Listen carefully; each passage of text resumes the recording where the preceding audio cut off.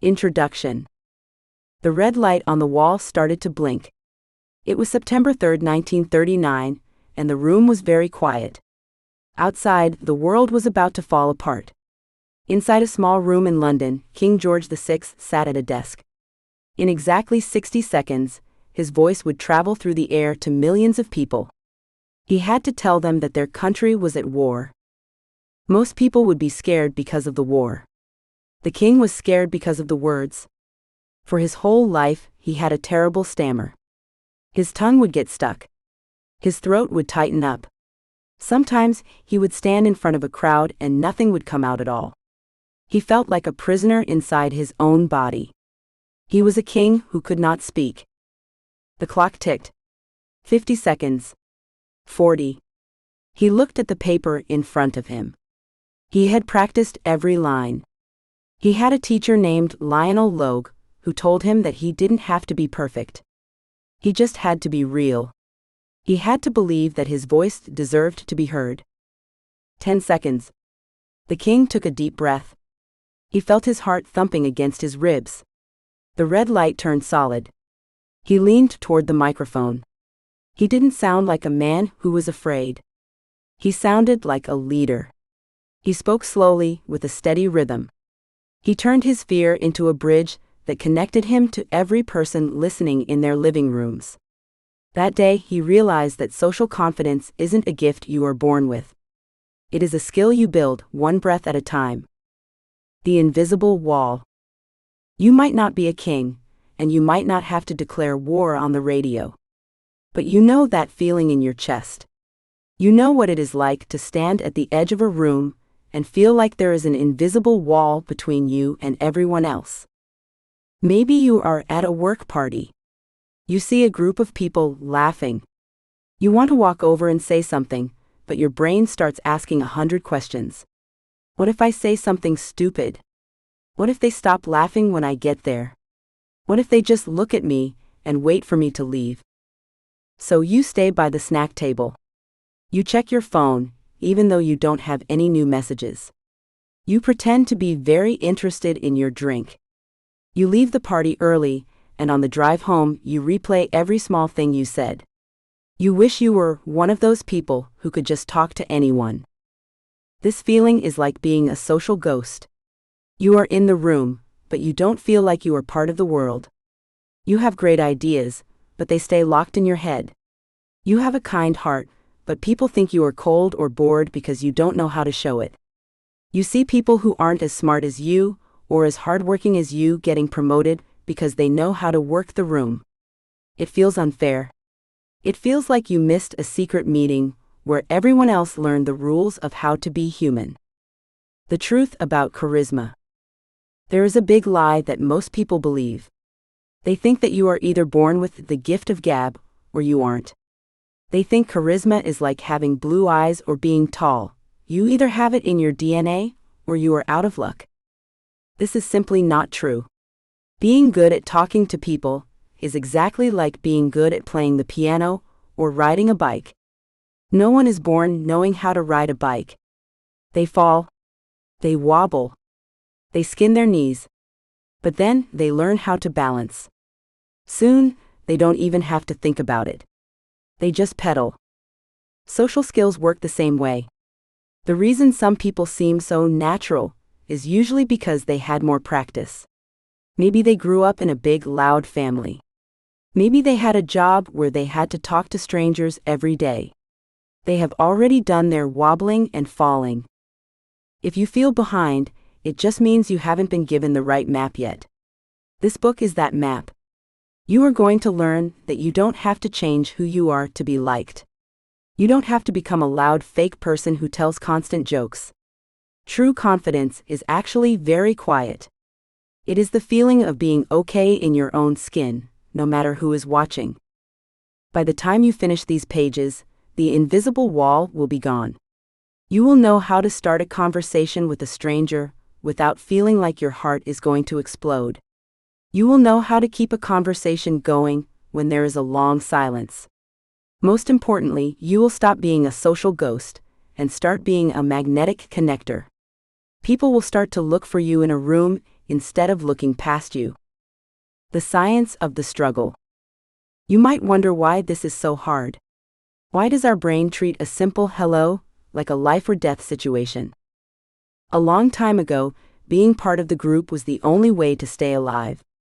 If the tribe didn't like you, they might kick you out. If you were alone in the wild, you wouldn't survive for long.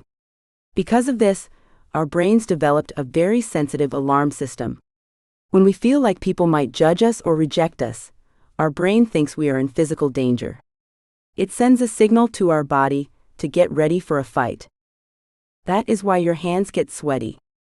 That is why your voice shakes. Your brain is trying to protect you from a lion, even though you are just standing in a break room at work. In 1999, scientists at Cornell University looked into why we often feel so bad at social things. They found that people who are nervous usually think everyone is looking at them and judging them. They called this the spotlight effect. We think there is a giant light shining on our every flaw. But the truth is, everyone else is too busy worrying about their own spotlight to notice yours. When you understand how your brain works, you can start to take control. You can learn to turn that alarm system off. You can learn to move the spotlight off yourself and onto other people. That is when the magic happens. A man named Leo. To see how this works in the real world, we need to look at Leo Vance. Leo is 34 years old and lives in a quiet apartment in Chicago. He is very good at his job as a software architect. If a computer has a problem, Leo can fix it in minutes. He is smart, he is kind, and he has a great sense of humor once you get to know him. The problem is, almost no one at his office knows him. Leo spends most of his day with his headphones on. When he goes to the break room to get coffee, he prays that no one else is there. If a coworker says, "Hey Leo, how was your weekend?" Leo usually just says fine and looks at his shoes. He wants to say more, but his mind goes totally blank. He feels like a social ghost.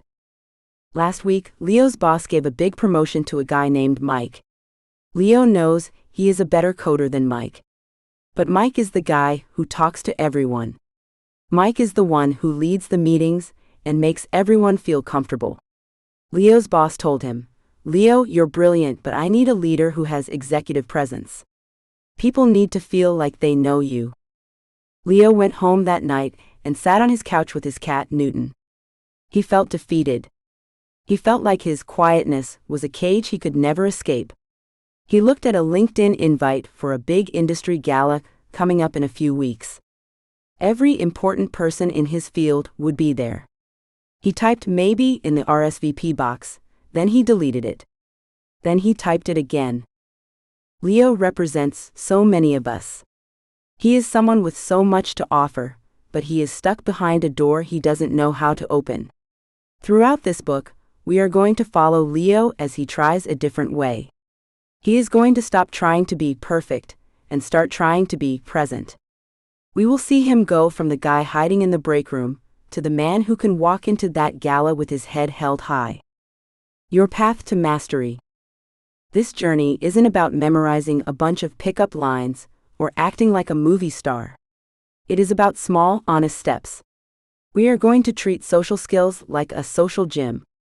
You don't walk into a gym and pick up the heaviest weight on the first day. You start small. You build your social muscles over time. We are going to learn from some of the best connectors in history. You will see how Dale Carnegie went from a failed salesman to the man who taught the world how to make friends. You will learn how Eleanor Roosevelt went from a shy, lonely girl to a woman who could command the attention of the entire United Nations. You will discover how Benjamin Franklin used simple psychology to turn his worst enemies into his best friends. The chapters ahead will give you the tools you need for every situation. First, we will fix the way you think about fear. You will learn the 3-second rule to stop overthinking and start moving. We will look at the 3 pillars of presence. You will learn how to use your body and your eyes to show confidence, even when you don't feel it yet. We will tackle the silence trap. You will learn why silence is actually your friend and how to use it to make people like you more. We will dive into the art of the question. You will learn how to get people talking about themselves so that you don't have to do all the work. Finally, we will look at social Aikido, the secret to handling difficult people and turning awkward moments into wins. You don't have to stay a social ghost. You don't have to stay on the outside looking in. The door is unlocked. You just need to know where the handle is. Leo is standing in his kitchen in Chicago right now, looking at that gala invitation. He is nervous, but for the first time, he is also a little bit curious. He is realizing that even a king had to learn how to talk. And if a king can do it, so can he. The journey from being invisible to being influential starts right here. It starts with the very next page. Let's begin. Chapter 1: Overcoming the Fear of First Contact. In 1912, a skinny man named Dale Carnegie stood in a stuffy room at a YMCA in New York City. He was 34 years old, the same age as our friend Leo Vance, and he felt like a total failure. Carnegie had grown up on a farm in Missouri, where he spent his days milking cows and his nights worrying about the future. He had tried to be an actor, but he wasn't very good at it. He had tried to sell soap and bacon in the hot sun of Nebraska, and while he was okay at sales, he hated every minute of it.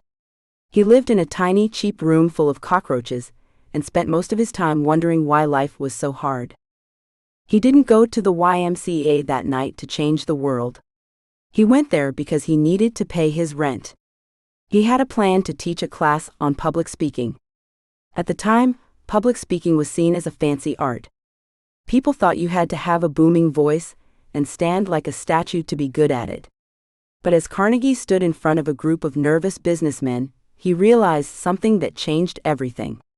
These men weren't there because they wanted to be great orators. They were there because they were terrified. They were successful builders, insurance agents, and clerks, but they were paralyzed by the thought of saying hello to a stranger or standing up in a meeting. The room was hot, and the air was thick. One man was so scared he couldn't even stand up. Carnegie saw that the fear of first contact, that very first moment when you reveal yourself to another person, was the biggest wall in their lives. He didn't give them a long lecture on grammar or posture. Instead, he did something radical. He told them to stand up and talk about something that made them angry or something they knew a lot about. He forced them to make contact. By the time the class ended, the men weren't just better speakers, they were different people. They were laughing and shaking hands. Carnegie realized that social confidence wasn't a gift you were born with. It was a muscle.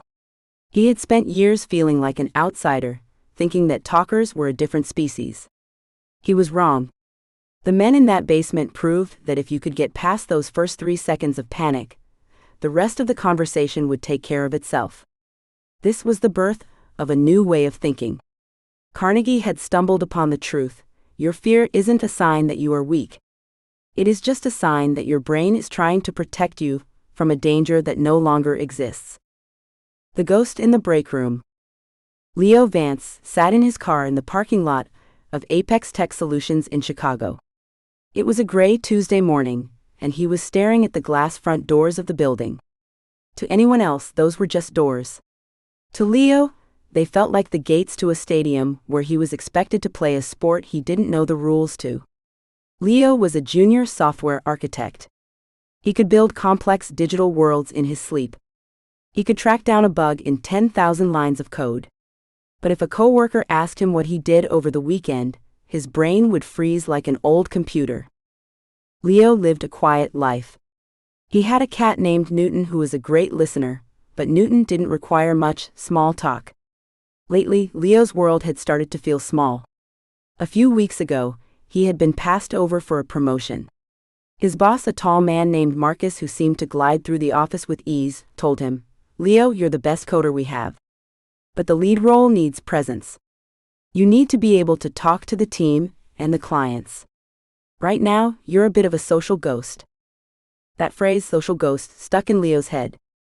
He didn't want to be a ghost. He wanted to belong. He wanted to be the guy who could walk into the break room and actually enjoy a cup of coffee, instead of staring at his phone and pretending to be busy. He had a LinkedIn invitation to a networking mixer sitting in his inbox, but he couldn't bring himself to click yes. He felt like he was waiting for a version of himself to arrive who wasn't scared. As he walked toward the break room that morning, he saw Sarah. She was new to the marketing team and was currently standing by the coffee machine, looking at a flyer on the wall. Leo's heart started to drum against his ribs. His palms felt damp. This was the moment of first contact. Every part of his brain told him to turn around and walk back to his desk. He told himself he wasn't really thirsty. He told himself Sarah looked busy. He told himself he would just be bothering her. The caveman in your head.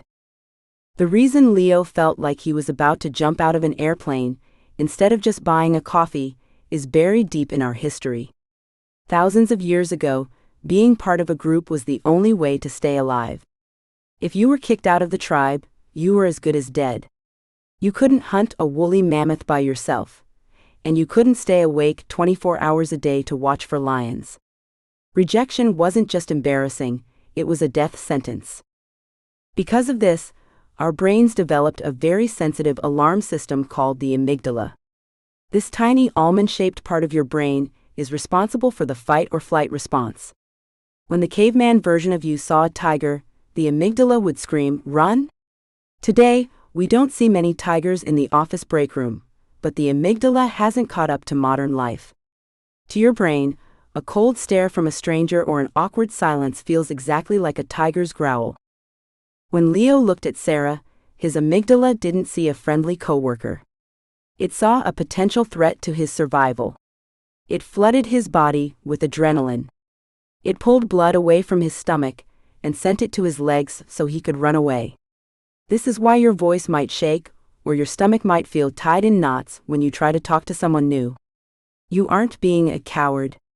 You are just experiencing a biological leftover from the Stone Age.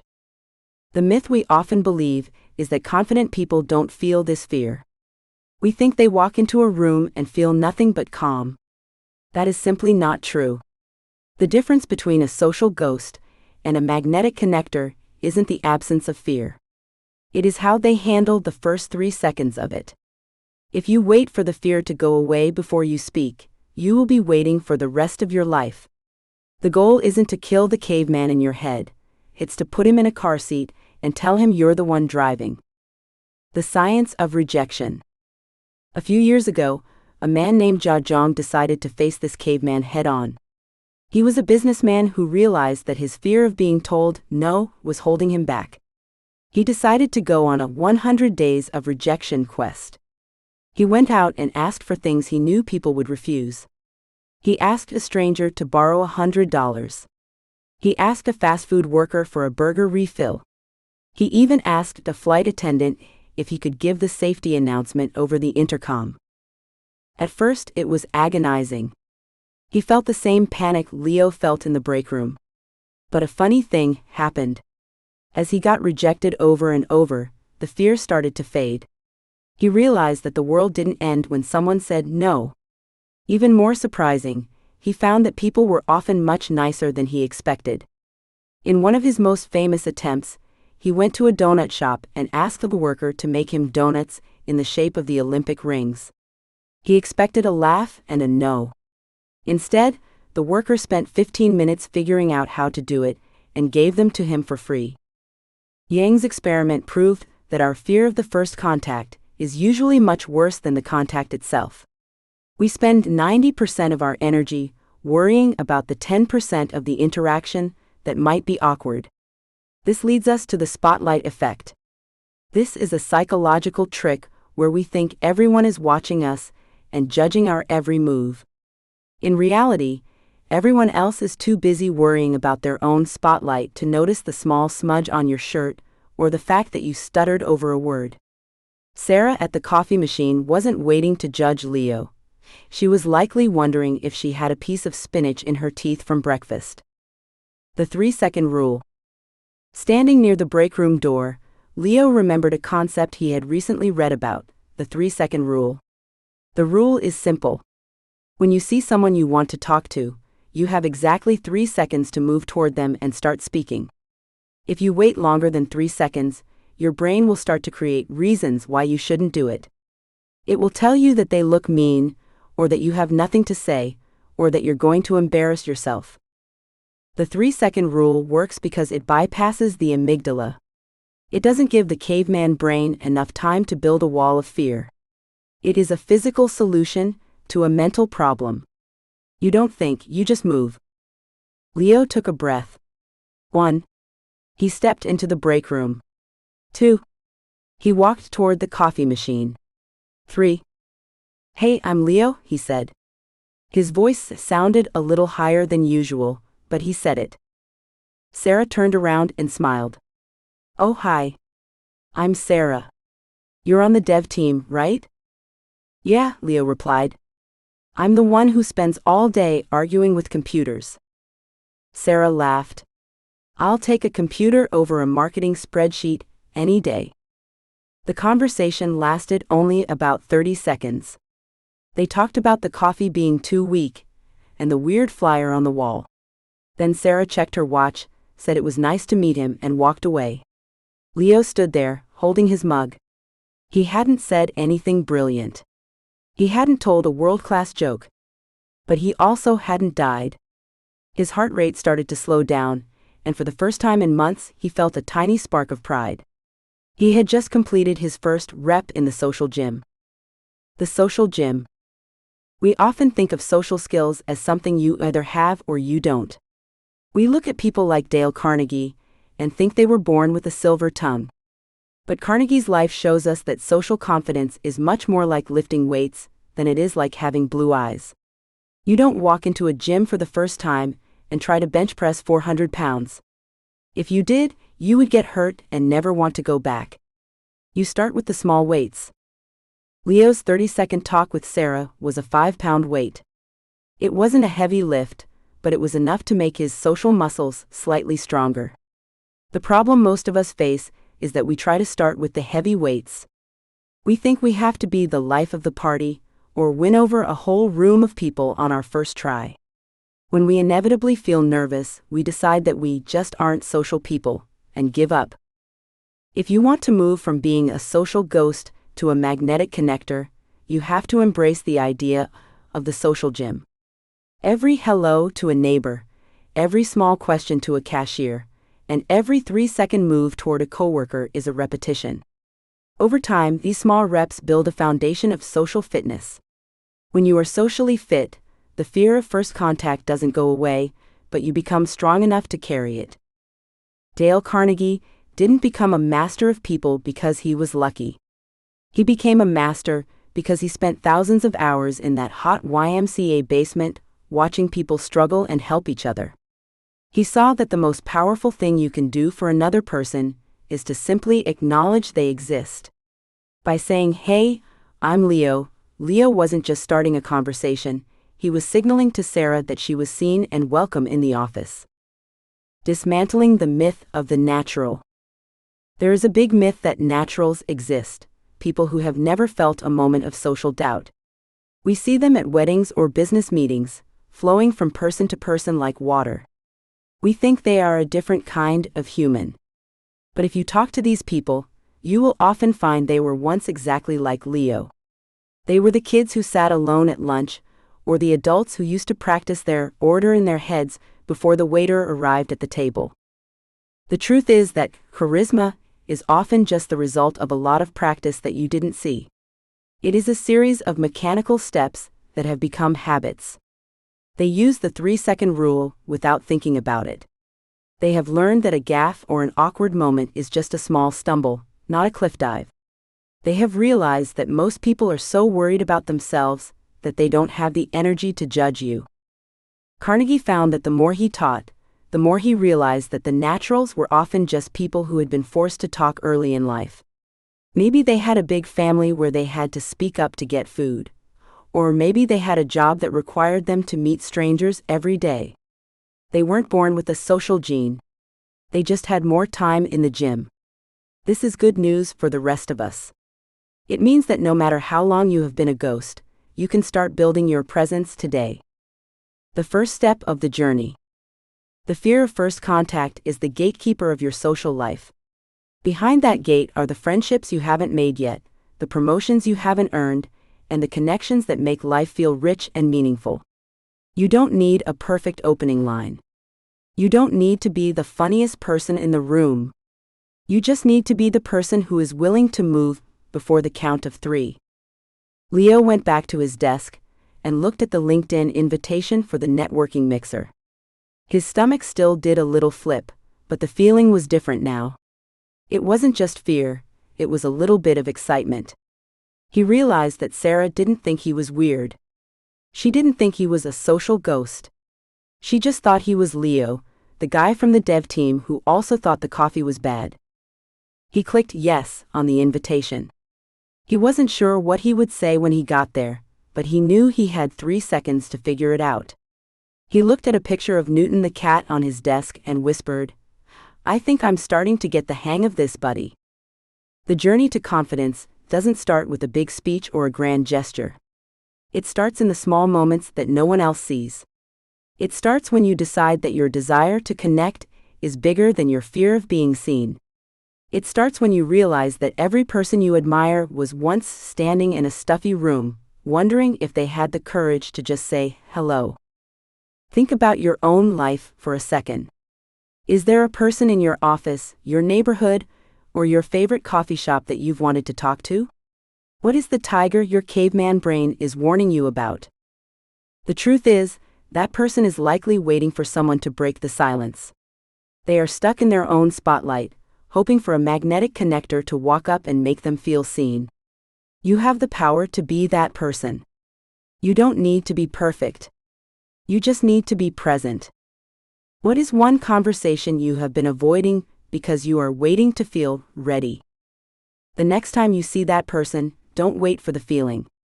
Don't wait for the perfect moment. Just start counting. 1, 2, 3. Go. Chapter 2: 3 Pillars of Social Presence. Research shows that 93% of what you say has nothing to do with the words you choose. When you talk to someone, your brain is doing a lot of math in the background. It is measuring the tilt of a head, the width of a smile, and the way a person stands. If your words say, "I am confident," but your shoulders are slumped, people will believe your shoulders every single time. This is the reality of human nature. We are built to read bodies before we read minds. In the spring of 1864, the American Civil War was at a turning point. A man named Ulysses S. Grant arrived in Virginia to take control of the Union armies. Before he arrived, the soldiers were used to generals who looked like they belonged in a parade. Those men wore gold buttons, tall hats, and bright sashes. They spoke in loud, booming voices and made big gestures with their hands. They looked like the Hollywood version of a leader. Grant was different. When he pulled up to the camp, he was covered in dust. His coat was wrinkled. He didn't have a sword hanging at his side, and he often chewed on a cigar. He was a quiet man who didn't like to show off. On paper, he looked like someone you might ignore at a party. He didn't have the flash that people expected from a powerful person. However, the moment Grant walked into a room, the air changed. Soldiers who had been through years of hard fighting found themselves standing a little straighter. Even his enemies noticed it. There was a heaviness to him, not a physical weight, but a mental one. He had a way of standing still that made everyone else feel like they were moving too fast. He didn't fidget. He didn't look at the floor. He looked people directly in the eye and waited for them to speak first. This is what historians call presence. It is the ability to own the space you are in without saying a word. Grant didn't need a gold-trimmed uniform to tell people he was in charge. His body language did the work for him. He mastered 3 specific things that any person can learn: how he stood, how he looked at people, and how he reacted to the world around him. These are the 3 pillars of social presence. The first pillar: grounded posture. If you look at a photograph of Grant during the war, you will see something interesting. Even when he was leaning against a tree or sitting on a horse, his spine looked like a solid beam. He didn't slouch. Slouching is a signal our brains